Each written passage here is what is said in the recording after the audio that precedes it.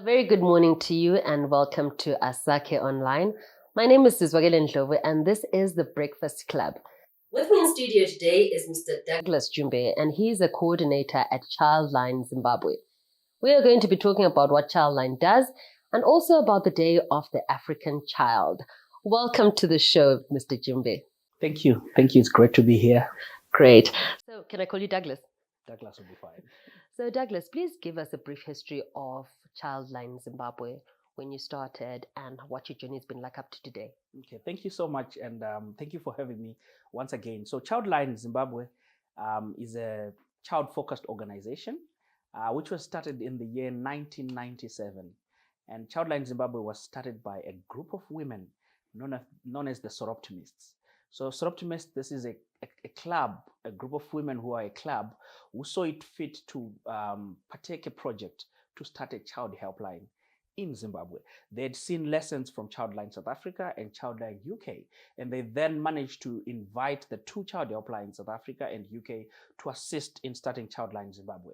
So the first call that was answered, it was in 1997 through the generous support of the club as well as UK and South Africa. So Childline has been listening to children for the past 24 years, and we are happy to say that Childline Zimbabwe is now present in all the 10 provinces of the country.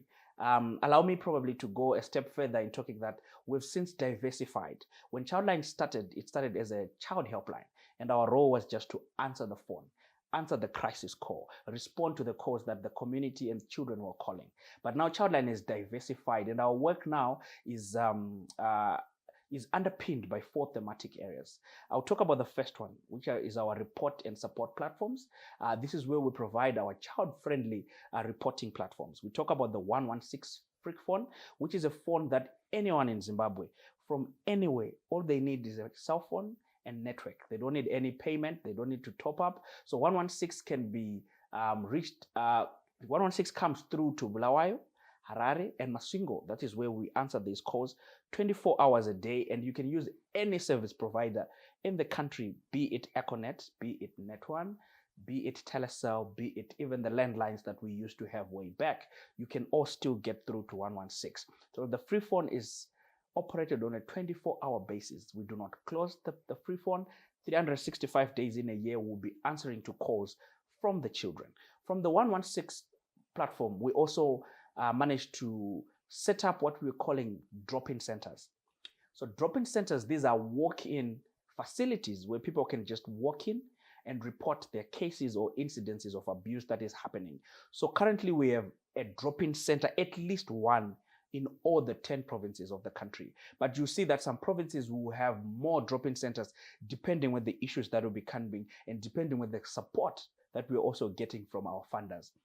So you see that here in Matabeleland, we do have a drop-in center in Matabeleland South. So we talk of our Beitbridge drop-in center. We're also in the process of setting up a drop-in center in Matopos, and I'm happy that Save the Children will be assisting us setting up something in Matopo. We're also going to set up in Binga. We were there in Binga during the drought period. We're also there during the flooding period, but now we'd also want to set in a drop-in center that people can come to the Binga center and also report, complementing the 116 free phone.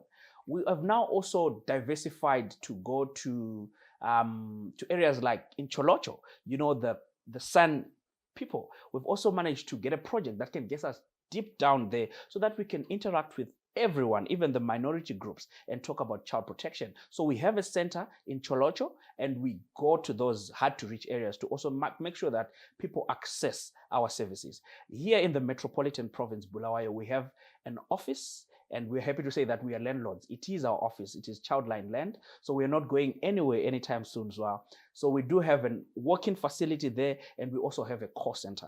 So we also receive the calls from 116 there from our Bulawayo office, which is located at number 8 Herbert Chitepo Street between Connaught and Masocha Avenue. Then from the reporting platforms, we also do what we call specialized therapeutic services. In specialized therapeutic services, we are saying with the trauma and the abuse that happens to children, they might not just need any generalized support. So as an organization, we provide specialized services to make sure that we help children come from victims to become survivors. We want them not to live with the abuse, but we want them to move out of the abuse and move on as free adults, as free children, so that they can live freer lives. So we do this through our therapeutic support groups.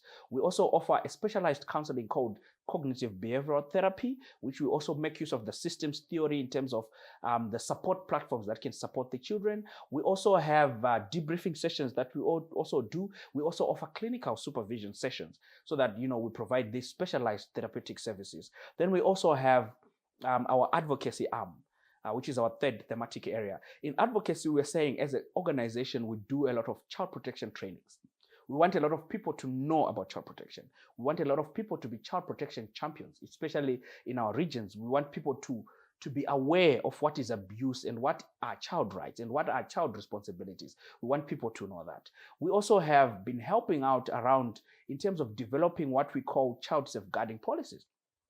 I think that is something that we can also advance to site, that we can come and assist you in how you can develop a child safeguarding policy. This is a policy that just governs the conduct of how we interact with children as professionals. So we've been assisting any corporate that would want to have that policy. We've been assisting them, but we're happy that we have schools that have come to us so that they could develop the same. So we've helped schools develop child protection or child safeguarding policies for their staff, for their ancillary staff, their teachers, even the headmasters themselves.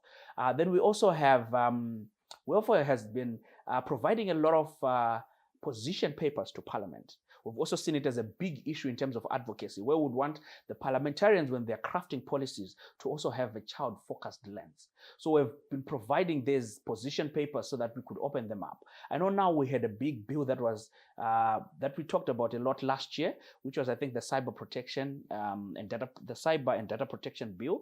We also managed to submit our submissions to Parliament so that they could look at the issues about around child online safety, especially the issues of grooming, the issues of sexual conduct, online. So we managed to submit such position paper so that we could at least push the minds of our parliamentarians to see everything that they're doing from a child-focused lens. So that is our advocacy arm, and we're continuing to write. Right now, we're currently in the process of developing a position paper for the Parliament in terms of children reintegration. So we don't look at a child as someone who's just in a home setup. We look at a child from any setting.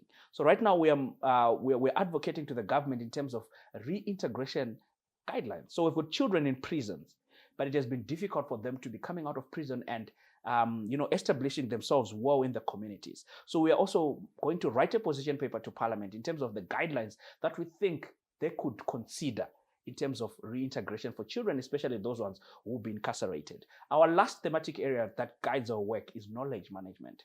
So in an organization that answers, like we're saying, over 90,000 calls in a month, that gets 90,000 calls in a month, and we gather a lot of data, we gather a lot of information from all these contacts that we are having from all the people around the country. So we have this knowledge management thematic area to make us, to make us share the information that we have with the general public, with the policymakers, with anyone who deemed to want to listen to what we are saying. So we do have this arm that does secondary data analysis. We do a lot of research. We do a lot of needs assessment. We do child rights situational analysis so that we could inform programming at a national level. We could also inform programming at local level as well, just to know that, in Bulawayo, we've had a lot of teenage pregnancies. Such data, you can get it from the helpline so that you could inform the next steps in programming. So that is our knowledge management arm. And those are the 4 thematic areas that guides the work of Childline currently. Wow, that's a lot of work that you are undertaking. So in the past 24 years, what would you say have been your challenges? Obviously, there might be different challenges with each era, but in the recent past, what have been your major challenges as an organization? So the challenges will be diverse, I would say, because 24 years, there's been a lot that has happened, and there's a lot of evolving, there's a lot of happening. But I would say one of our biggest challenges that I can talk about definitely is funding. As I said, we are a private voluntary organization, fully registered in Zimbabwe. Our PVO number is 7 of 2001. So that means we are compliant with the laws. And I think one of the things that has been happening is funding has also been moving to different sectors. We are in the protection sector, if you want to look at it like that, but we have the agriculture sector, we have the livelihood sector, we have the health sector. All those sectors are there. And the protection sector, if you want to look at it, I saw some data from OCHA. It's one of the least funded thematic area or pillar, actually.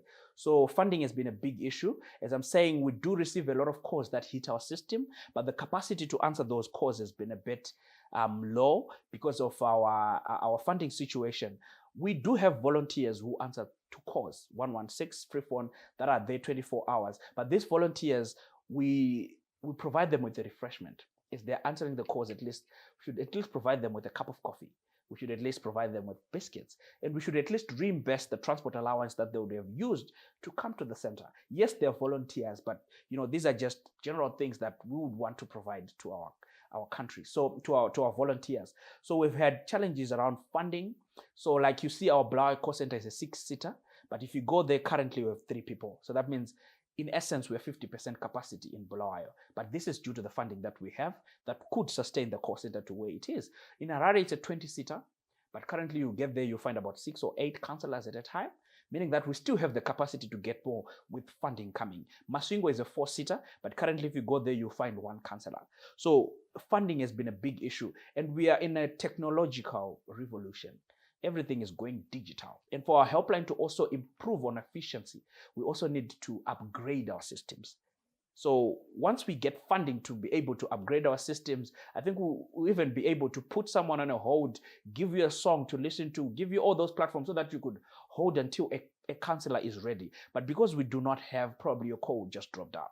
So I would say funding is one thing that we are really on a drive to make sure that we fundraise for the organization. And I'm sure we've been doing well over the years, but we haven't got to where we want to be. So I would say one of our greatest challenges will be funding, because it cuts across human resource, technological advancement, physical barriers, or, just for us to get to the level that we want, we may need resources to be put forward. But we're happy that we've also started to see the local community also coming to assist us. You get your corporates also coming to support us. You go to Spar, you buy something right now, you see the plastic bag that they'll give you, right, that Spar supports Childline. We're also happy PPC here locally. They've also been assisting us. I can talk of other corporates that are assisting us at national level. You see Croxley, the one that does the books for the children. Check at the back. You see that Croxley supports Childline. They're just trying to also help us raise awareness out there, so that if any child buys a book, at the back they'll see the 116 free phone number. So we're really grateful for that. We haven't got there, but baby steps, I think we will get there. Okay. So for somebody who's listening right now, watching the show, how can they get involved in terms of assisting the organization? Okay. So we really don't look at the support that we're getting. The support can be in cash or kind, because we've had other people that have come with a skill to also assist us, and that also makes us advance and to get to our vision. That is what is Zimbabwe that is passionate about the protection of children. So it not only in cash, but even people who want to come in kind and give us a technical skill that we don't have, and they think they can assist us. We're happy to get there. But in terms of fundraising, we're also looking at people who are good in these fundraising initiatives. We're happy that we've been partnering a lot of people in terms of doing fundraising activities. We've done raffles, we've done dinners, and now I know things have moved to another level. So it might not be your traditional fundraising platforms, but it might be the new ones. And you might have an idea. The organization is also welcome. Proposal writing is also something that is huge within us, and it's one of our pillars that gives us a lot of money in terms of our resource mobilization strategy. We get a lot of money from proposal writing. So if you think you have a brilliant idea, you think you have the donors that we can write a proposal to, and you think you can be part of the team that's writing, you're welcome to do that. If you've got funds that you also think they can come in handy to support Childline, we are a very accountable organization which provides audited statements each calendar year to all our donors, so that they really see that we are accountable. It's actually one of our core values, that we will not use the money that we've been given to do any other thing but to support children in Zimbabwe. So we are really an accountable organization. So if you have funds that you would want to donate to us, I would direct you to our office here in Bulawayo, which is number 8 Herbert Chitepo, and you can come and speak to us and we can discuss around it. But you can also reach to us through our website, and I think through the website there are emails that you can also reach out to us, so that we can also be able to interact. and see how best you can help us to help them. That is one of our payoff lines that help us to help them, because the people that we want to help are the children. So if you have any idea that can help us to help them, please come forward. We're a local NGO. Sometimes people mistake Childline Zimbabwe for being an international NGO, because if you go to South Africa, you find Childline South Africa. If you go to Namibia, you find Childline Namibia. But it's just a network that is there, but we are different entities. Or who subscribe to what we call Child Helplines International, which is one of our mother bodies, but we are different entities who have different strategic plans, and we also fundraise differently. Although sometimes we want to do things together so that we raise money. If it's an area that the whole Southern Africa is facing, then we can fundraise together. But we are kind of different entities, and we get our funds from different sources. I think the first thing that I would have to allude to is thanking the Zimbabwean government, because we have been labeled as an essential service, so which is one step to make sure that our services do not have any break. So during the hard, intense lockdown, that is around your March, April, May period last year, I tell you, we'd never had any issues in getting our counselors to shift. So that means our services were not disrupted by the lockdown, because it's also an essential service. As you can see now, world over, there's been reports that there were increase in incidences of violence against children. There were increases in incidences of gender-based violence.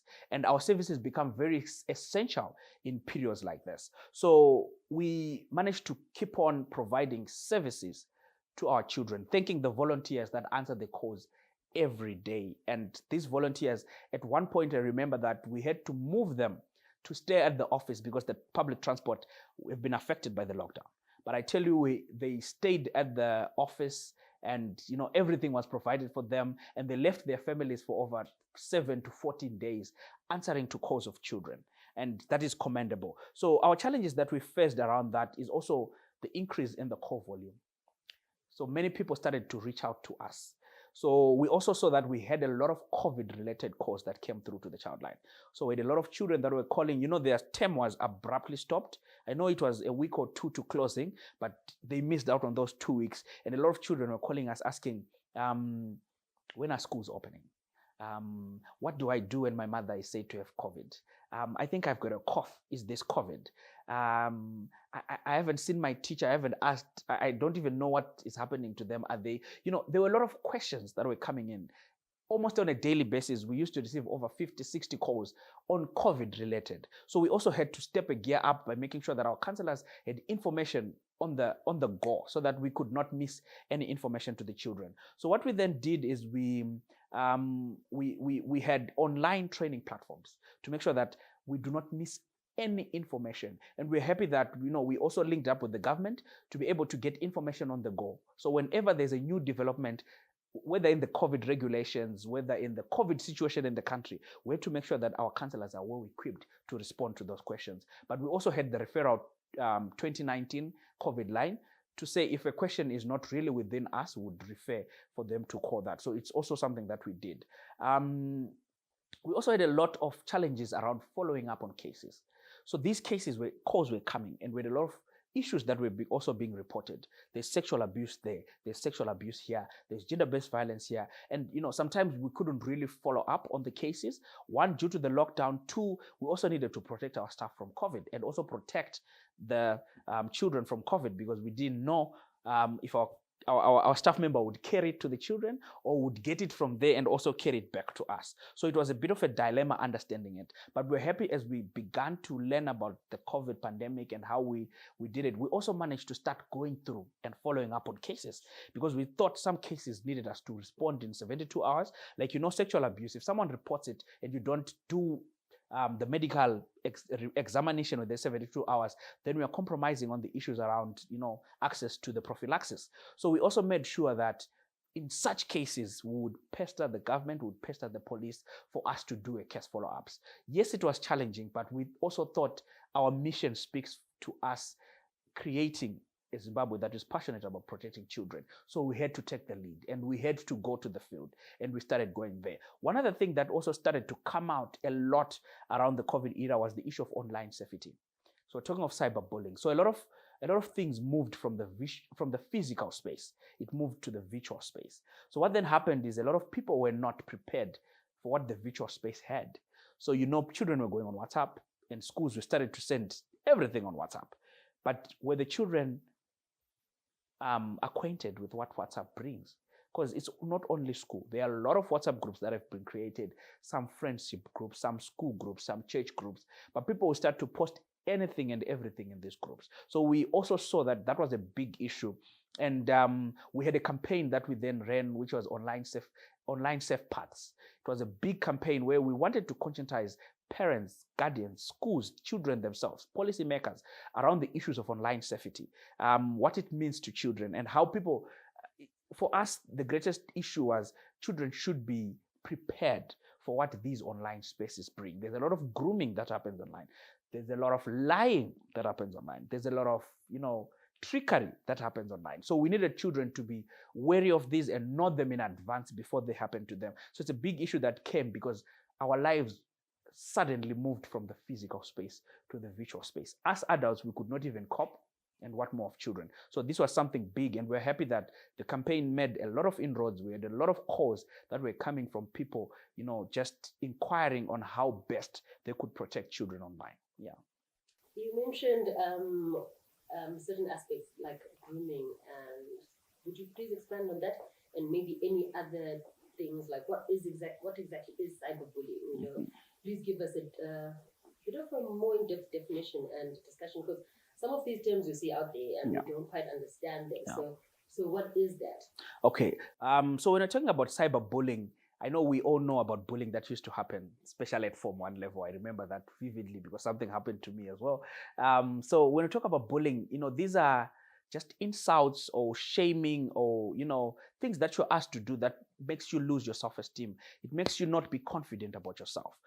People talking down about you, and, people to the extent of beating. We've had other schools to the extent of, 1 or 2 murder cases that have come through bullying. So we're just saying this cyberbullying is now the bullying that used to happen on the physical world, now moving to the cyberspace. So there's a lot of shaming, there's a lot of mockery, there's a lot of, just throwing it out there for you not to feel comfortable about you.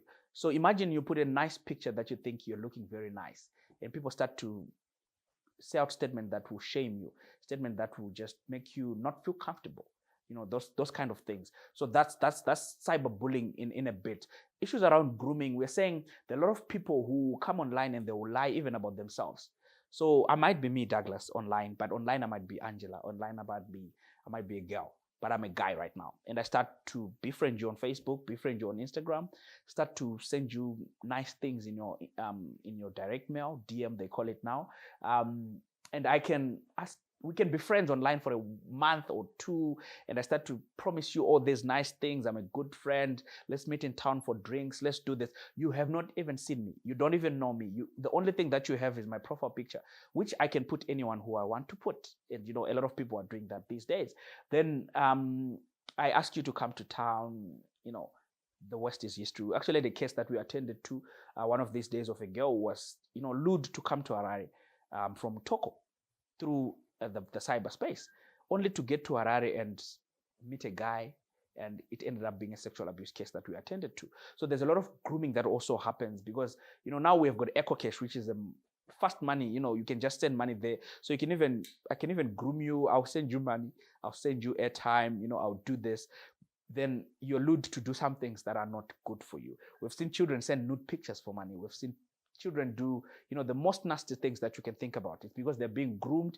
And now because of the fast money through, they can just send an online transaction, and, children are doing that. I think I'll also share a video with you that we did with one of our local artists here in Bulawayo, which also speaks to issues around online safety and how children can also protect themselves. Yeah. So online safety is a very big problem where we are right now, because we're just going back into online learning. We have to be vigilant as guardians to see what is your child up to, what's going on. Yes, so it's actually a dilemma. It's actually a dilemma. We've also actually tried to reach out to schools that I think now I know schools have got code of conduct for teachers, but that's for the physical space. Do they have code of conduct for this virtual learning that we're going to. So some things that so online safety is everyone's responsibility. We have to think about these things and see how we can, capacitate even ourselves as parents and guardians to be able to know these things. I've seen a lot of parents say, I can't do Instagram, it's for young kids, but it would be good for you to also know what your daughter, what your son is posting on these sites. So that's a big issue for us as parents and guardians to be able to, acquaint ourselves with these new things so that we can be able to assist our children very well. I know yesterday I was just having a candid talk with one of my friends who's also a social worker like me. We're talking about the issue of the right to privacy, which is a right to children according to the United Nations Convention on the Rights of Child. And now we also have children with cell phones and they put their passwords there. So how far can I go as a parent in terms of making sure that I give my child the right to privacy, but I also give my child the guidance and protection that we have? So when we talk about child rights, we don't talk of child rights in isolation. We say child rights are indivisible. You cannot separate rights. They're inalienable. All you need to do is to make sure that as long as you are making sure you're giving the right to privacy, do not also diminish yourself from giving that child the right to parental care and guidance. So the rights will move as a unit. We will not take this right over this one. They are indivisible. They're at the same level. So as soon as I'm giving the child the right to privacy, yes, it's there. But that child also has a right to parental care and guidance, which is Article 5 of the UNCRC. So you really need to make sure that you give all the rights in their totality. You don't need to space anything to suit your situation. That's all I could say on that right to privacy. It's a tight line because you're saying children have rights, and I also have this need to parent. Yeah. And where do we draw the line? Yeah. But basically, as parents, we need to get as tech savvy as possible. Thank you. We do keep that because they are navigating this very different world. I don't even know what's going on. Yeah. It's from even programming your basic DSTV or whatever it is, trying to get child-proof. Yes. What do you call that? Yes. Parental guide, parental control. Yeah. Yes, I have to get the child to actually do it for you. So that means they know the password. Yes. So it's a very difficult world for us adults to navigate sometimes because we're old. They were born into the system. Yeah. And they are way more competent than we are. Yeah. So, but we've seen adults as aged as over 60 being techno savvy. So I sometimes, in our positive parenting sessions, we're encouraging parents to be as techno savvy as much as they can. If you buy a child a smartphone, it's also be good for you to have a smartphone so that you know how smartphones also behave. We were talking about issues around WhatsApp status. Do parents even view their children's WhatsApp status? Just to see, they block you. So at least you know that there is that option of blocking. Some parents, you ask them, they don't even know that that's that option. They will just think, okay, my daughter, I think they're saints, everything is okay with them. But what can hinder you from getting their brother's phone to view their status? If you can, and what you can use, there are a lot of avenues that you can use to get. I was talking to this other lady this other day. She was saying, my child has put a password on her phone and I don't think I can access it. And just shared that, you need to also be, I can't say clever, but you also need to think quick in terms of how you can assist that.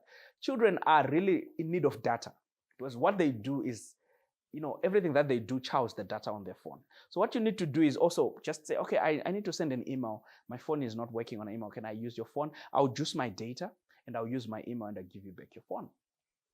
Do you think any child will not give you an opportunity to use their phone so that you put data for them? It's just these things that you can use for you to get access. And what I've seen is a lot of children do not know that whichever site you visit, there is history. A lot of children do not know that. And they don't delete that. And most times for parents, when you get there, just a simplest opportunity to get your child's gadget, it will be good for you to go on Google, to go on Explorer, to go on Facebook, to go and just try and look for the history of what they search. This will give you a good indication of what your child likes and what your child does online. It doesn't take 5 minutes for you to look at that. And it takes all these kind of not so direct ways of asking the phone for you to get it and look it that way. So that you also make sure that they know that you trust them, but at the same time, you also care for them. Yeah. So you mentioned something about a parental course. What other resources do you provide for parents and guardians to be able to um, safeguard their children? Okay, so at Childline Zimbabwe, we do positive parenting, and we're happy to say that we have manuals that we use. So in-house, we have what we call a Kurera model. This was a model that we came up with as Childline through research from all parents, and we managed to come up with a booklet that has got 6 to 8 sessions where we take parents through modules in terms of how they can parent. We are not experts in parenting, but we have seen what has been happening. So what we do is we bring the experts who are the parents themselves to share how they've been parenting. But this module then provides a guide in terms of lessons that we have seen that these lessons, are really something that we should talk about when we talk about parenting. And currently in Bulawayo, we're happy with the support from PEPFAR through USAID and Catholic Relief Services. We are providing what we call a Sinovuyo sessions. So Sinovuyo sessions, these are 14 sessions that we take through parents and their teen. So these are mostly for the teenagers and their parents. So what we are saying with Synovio is we would want parents to have a good, caring, and lasting relationships with their teenagers. So the modules are designed for the two, the parent and the teenager. Although 1 or 2 modules in the 14 sessions will separate the teenagers and the parents, but some of the sessions will bring them together so that we talk about a lot of issues. We talk about the relationship, we talk about communication, we talk about budgeting, which is one of the biggest things that people should talk about with their children, because a budget will make sure that the children will also understand the resources of the household. So when they come and ask for something and you tell them that I don't have the money, they should understand the budgeting process. But at times parents will just tell you that we don't have the money. And the child will cry and cry and cry because probably they are not understanding the dynamics around budgeting at the household. So those are some of the things that we take them through when we are doing the Synovio sessions. And I'm happy to say that currently our reach for Synovio in Bulawayo, since 2018 that we started, I think it's about 5,000 parents and teenagers that we have met with the project, and we are continuing to do that. And during the COVID era, we also moved the Synovio sessions to virtual. So we would actually do calls and talk to the parents. And now we've since resumed physical sessions, but with the coming of the lockdown, I think we'll also be going back into the virtual space. And currently we are trying to reach out to 1,320. That is from the 1st of May up to the 30th of September. 1,320 parents that would want to reach with their teenagers so that we can create lasting relationships, caring, and with open communication. Do you have to pay for that course? So as I said earlier, all our services for Childline are free of charge because we get donor funding to do these sessions. So as I said earlier, for the Synovio sessions, we get our funding from PEPFAR through USAID and Catholic Relief Services. So everything that we do is free. We only have to meet our criteria of selection. So there is a lot of forms that we take you through so that we also assess and also see if you meet the needs of the program. So that is what we're doing. And currently in Bulawayo, for the Synovio session, we are targeting adolescent girls from the ages of 9 to 14 only with this grant. But Synovio can be extended to 19 years because it's a curriculum for parents and teenagers. So we can go up to there, but the current funding that we have is only supporting that age group. For our Kurera model, we're also being funded by Plan International for that project here in Bulawayo. But currently now we're only targeting males. We've seen that in programming, there's a lot of females that join our programs. Male involvement has been very low. So currently we're targeting a lot of males. And I tell you, we've had massive successes in terms of male involvement, especially using the virtual spaces. And the men were actually saying, your programs sometimes are discriminatory because they happen during the times when we are at work. Because we also go to work Monday to Friday. And Monday to Friday, men will be at work most of the times. So we've moved this to virtual, and our social workers have been able to, talk to males after hours. So they create a WhatsApp group. We juice them data so that they'll be on WhatsApp and be very attentive during that time. We have an interactive session with them on WhatsApp, answer all their questions, and wrap up the session. So the same curricula that we use for physical is the same curricula that we've taken to the virtual space with the males. And this has been going on well. We've had massive groups in Magwegwe and Cowdrey Park currently. So we're really happy for men being involved in these parenting initiatives, as parenting is also everyone's responsibility. It's not just a female's role. Males also have a big part to play in parenting. Talking about males, you've just raised a very interesting dynamic. We are here trying to deal with the effects of abuse and violence, mainly perpetrated on girls and women. What's being done to educate the perpetrator who might not be aware that they are actually committing a crime, sometimes in disciplining, and also somebody who might be aware that look, sexual violence is not is, should not happen, just stop. And given that, if I'm not mistaken, most of the perpetrators are male, what's being done to educate and rehabilitate the males? So that's quite a good question, Zwa. And I'll tell you that we also took it upon ourselves as an organization to be able to do what we call perpetrator profile analysis. So from all the cases that are coming within Childline, we also try and make sure that we get who the perpetrator is, so that we can also tailor make projects to suit that subpopulation. So what we then did is, I'm talking about the male involvement in positive parenting, because we also saw that a lot of men were not involved in their children's lives. So we also thought as an organization, let's have a robust targeting where we are targeting only males for positive parenting. We've had a lot of women joining our sessions, but for now, let's move to males and try and educate them and also hear their views around parenting. It's just good to hear the psychology around what they think parenting is and what they think is their role in terms of parenting. And I'm happy to say that we've had a lot of males who have come forward and really said, we were not really aware of our role, but through these sessions now we really know how to go about it. We've also just managed to go on radio, targeting people who are listening to the radio, just to make sure that they know that it's not a female responsibility to parent a child, but it's everyone's responsibility. In terms of rehabilitation of men, as I said, if I'm not mistaken, from 2016 up to 2019, we ran a project which was focusing on the rehabilitation of young offenders. So we looked at young offenders, and rightfully, as you're saying, a lot of our perpetrators are males. And we went into prisons and managed to train all rehabilitation officers in prisons to be able to provide crime-specific interventions. Someone who has stolen in a shop, and someone who has a stock theft charge, and someone with a murder case. These people cannot get a one-size-fits-all therapy approach to rehabilitation. So we went in and we managed to train rehabilitation officers to be able to provide these crime-specific interventions, so that when someone is then being discharged from the prison, we are really happy and confident that this person has been rehabilitated and they're going back into the society and not commit the same crime. They will not recidivate, as they say in the prison terms. So we do have projects that we've tailor-made to focus on specific target populations, so that we could deal with the specific issues that we're coming through there. Is there anything like a database for sexual offenders, especially who have violated children or anything like that? Because overseas you find that there's a database or something that people can refer to. Do we have anything like that in Zimbabwe? And would you say it is necessary? Yes, definitely. It's a very necessary tool. Everyone really wants to know, people's backgrounds. Like for us, actually, as a child protection institution, we do not want to employ someone who, had a rape charge and they're coming to work with children or something. So I think a sexual offenses register, I think that is a key thing. And I can't really confirm if we have it now, but I know it's a push that was being done. And I think it was being done through the Judicial Service Commission. In terms of having that register. So I'm not so sure of where that is, but I know I've attended some workshops where the same has been shared.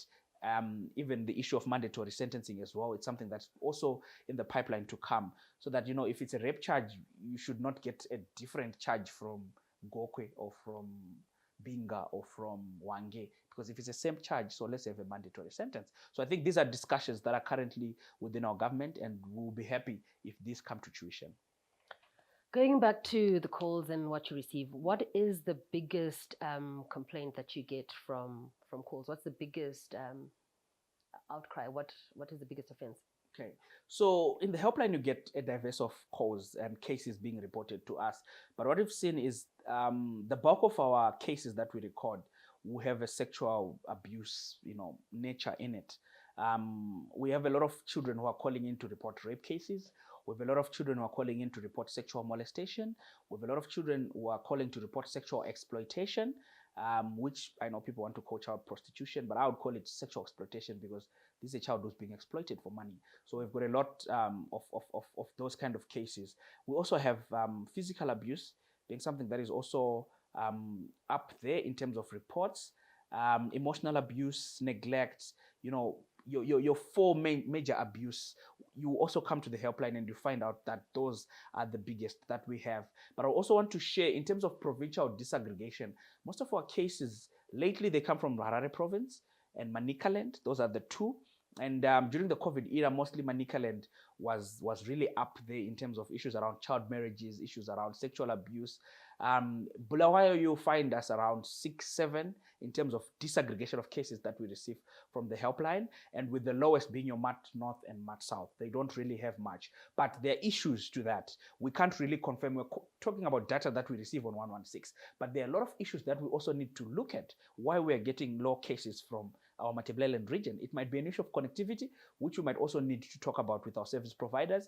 It might also be an issue of awareness because we might not have a lot of programming there. So these are some of the issues that we can also use when we are actually writing proposals to say, we think we should have much presence in these provinces. I think there's no awareness. And now you see us going into Mat North and Mat South during this year because we also want to try and conscientize these districts to be able to be calling 116, getting virtual support as well as physical support with our social workers on the ground.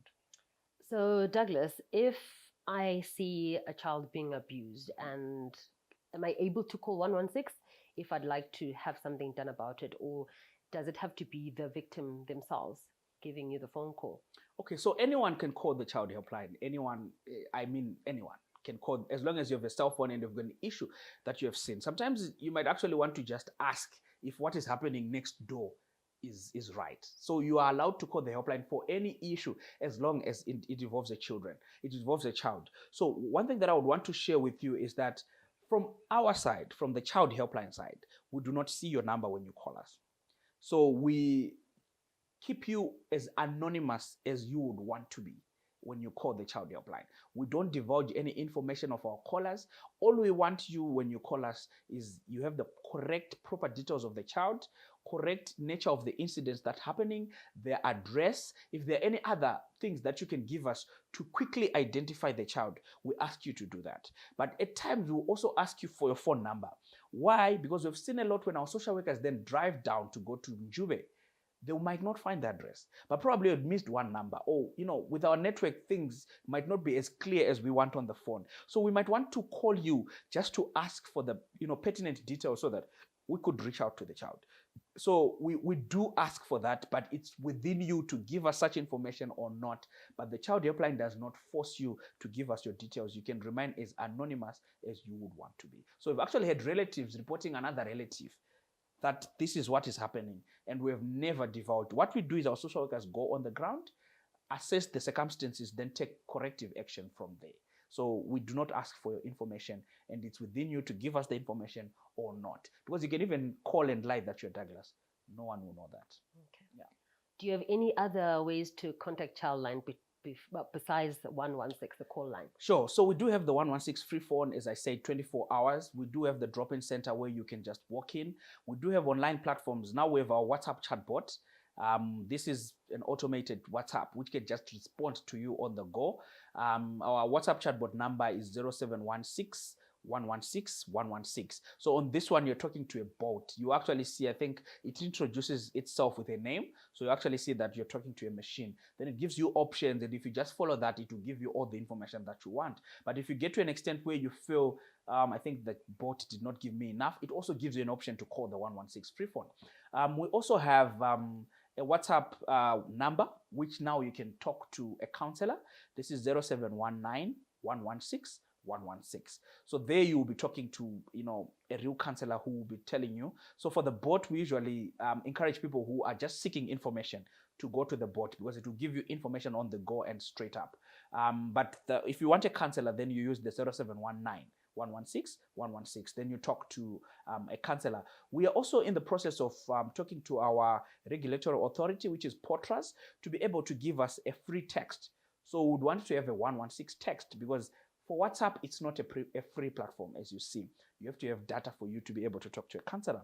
but we are hoping to get a free text. We've got someone who wants to support us who's in Denmark with that, but we're just going through the legal paces for us to be able to get that. If we get that, it will be awesome for children, because now they would be able to text Childline and Childline respond to them for free. So this is the push that we have, so that we could reach all those hard to reach, even those with the Doris will now be able to get through us. So that is what we would want to push. We also have a 116 application, which is downloadable on Google Play Store, and recently last week we launched it on iOS. It's still in its development stage, but we're hoping it will also be an information dissemination and a reporting platform. So what we're hoping with the app, it will also link you to all our reporting platforms. So if you are in Matobo, it should tell you the address of our Matobo office, and it should also give you an option to call 116 if you do that. So we are also going to go digital, so that we also we also be a techno survey organization. So the application is now there. If you go on Android, on your Google Play Store, it's there. On our App Store for iPhone, it's also there. We've got various social workers, as I said, and if you go to our website, you also see where our offices are dotted around the country. So you can also just visit any of our offices and lodge a report. And the same confidentiality that we guarantee you on the phone is the same confidentiality that we guarantee you when you walk into our offices. Thank you so much, Douglas. Unfortunately, we have to bring this episode to a close, but I found it to be a very informative discussion, and we wish you all the best in your endeavors. And actually, before we go, Douglas, we are celebrating the Day of the African Child on June the 16th. Are there any celebrations lined up as Childline? Sure. I think it's a very exciting day on our calendar, and we're really gunned up to it. Although with the new regulations, plans will have to change a bit, but we're really garnered around it. I know in Gweru, we're going to have children who are going to be on radio, just spearheading the radio on that day. And here in our offices, we're also trying to get the junior leaders to come and answer calls. Besides a counselor, of course, when it's a child that just wants to speak, we're going to give them an opportunity to interact with their peers on the line, so that they also see that 116 is real. It's not fiction. So that is what we have. And to all our staff members, I think on the day we'll also be wearing our school uniforms, just to be in solidarity with the children of Soweto who marched in 1976 against the education system that was there on the day. And just to share that this year is also its 30th anniversary of the Day of the African Child celebrations, which the Organization of African Unity back then in 1991 then saw it fit for us to celebrate this day on the 16th of June. So we're celebrating 30 years of celebrating this day as well. Fantastic. So unfortunately, we have to bring this episode to a close. Thank you so much, Douglas, for a very informative discussion. And we wish you and the organization all the best in all your activities and your fundraising and your celebrations. Thank you so much for having me, and I'll be happy to come back on another day. Thank you so much. Fantastic. Thank you. That was Mr. Douglas Jumbe, and he is a coordinator at Childline Zimbabwe. And remember, the number to call is 116. If you'd like to report as a child or report on behalf of a child, that's the number to call, 116, of any network, and landlines as well. Please remember to stay sanitized, wash your hands often, mask up and maintain social distance, and avoid any large gatherings. This is all on The Breakfast Club. My name is Sizwakele Ndlovu. Please keep watching Asake Online.